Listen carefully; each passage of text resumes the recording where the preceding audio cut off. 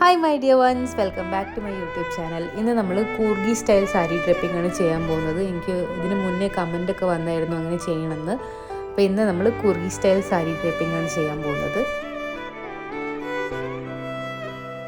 ആദ്യം തന്നെ റൈറ്റ് സൈഡിൽ നിന്ന് ടക്ക് ഇൻ ചെയ്തിട്ട് സാരി നമ്മുടെ ബോഡിക്ക് ചുറ്റും ചുറ്റിയെടുക്കുക. ഇത് പുറകിൽ നിന്ന് ടക്ക് ഇൻ ചെയ്തിട്ടുള്ളൊരു സ്റ്റൈലും ഉണ്ട്. അത് ഞാൻ ട്രൈ ചെയ്ത് നോക്കി, എനിക്ക് വർക്കൗട്ട് ആയില്ല.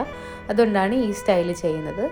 അത് കഴിഞ്ഞിട്ട് ബോഡിക്ക് ചുറ്റും ചുറ്റിയെടുത്തിട്ട് നമ്മുടെ ഒരു ബെല്ലി ബട്ടൺ മുതൽ നമ്മുടെ പുറകിൽ നമ്മുടെ സ്പൈനിൻ്റെ അവിടെ വരെ എത്ര ഫാബ്രിക് വേണം നോക്കിയിട്ട് ഒന്ന് അളന്ന് വെക്കുക. ജസ്റ്റ് ഒരു അളവിന് വേണ്ടിയിട്ട്.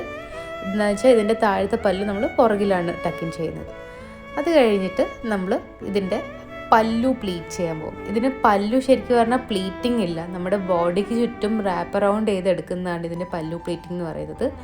ഇങ്ങനെ മുന്താണിയുടെ ഭാഗം എടുത്തിട്ട് നമ്മുടെ ബസ്റ്റിന് ചുറ്റും ഒന്ന് റാപ്പ് ചെയ്യുക. എന്നിട്ട് നമ്മുടെ വലത്തെ ഷോൾഡറിൻ്റെ മുകളിൽ കൂടെ ബാക്കി ഫാബ്രിക് മുന്നിലേക്ക് കൊണ്ടുവരാം.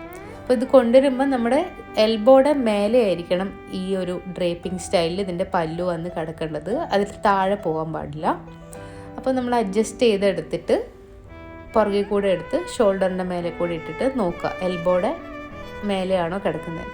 അത് കഴിഞ്ഞിട്ട് ആ സ്ഥലത്ത് പിന്ന് വെച്ച് നന്നായിട്ട് സെക്യൂർ ചെയ്യാം. നമുക്ക് എന്തെങ്കിലും ബ്രോച്ചൊക്കെ വെക്കാൻ പറ്റുകയാണെങ്കിൽ അങ്ങനെയും പിൻ ചെയ്യാം, അല്ലെങ്കിൽ ജസ്റ്റ് ഒരു സാധാരണ പിന്ന് വെച്ച് സെക്യൂർ ചെയ്യാം. നമ്മൾ മുകളിലത്തെ പ്ലീറ്റിംഗ് കഴിഞ്ഞു. ഇനി വരുന്നത് നമ്മുടെ താഴെ വരുന്ന ബാക്കി ഫാബ്രിക് നമ്മുടെ താഴത്തെ പല്ലു പ്ലീറ്റ് ചെയ്തെടുക്കുന്നതാണ്. ഇപ്പോൾ നോർമലി പ്ലീറ്റ് ചെയ്യുന്ന പോലെ പല്ലു സ്റ്റാർട്ട് ചെയ്യുക. പിന്നെ നേരത്തെ നമ്മൾ കുറച്ച് ഫാബ്രിക് അളന്ന് വെച്ചിട്ടുണ്ടായിരുന്നില്ല, അതായത് ഈ പല്ലു നമ്മൾ കൊണ്ടുവന്നിട്ട് ബാക്കിലാണ് സെക്യൂർ ചെയ്യുന്നത്. അപ്പോൾ കുറച്ച് ഫാബ്രിക് മുന്നിൽ വെട്ടിയിട്ട് വേണം ബാക്കിൽ കൊണ്ടുവന്ന് ടക്കിൻ ചെയ്യാൻ. താഴത്തെ പ്ലീറ്റ്സ് എടുത്തിട്ട് നമ്മുടെ ഏകദേശം സെൻറ്ററിലായിട്ട് ഒന്ന് ടക്കിൻ ചെയ്തെടുക്കുക. അതോടെ നമ്മുടെ കൂർഗി ഡ്രേപ്പ് വളരെ സിമ്പിളായിട്ട് കഴിഞ്ഞു.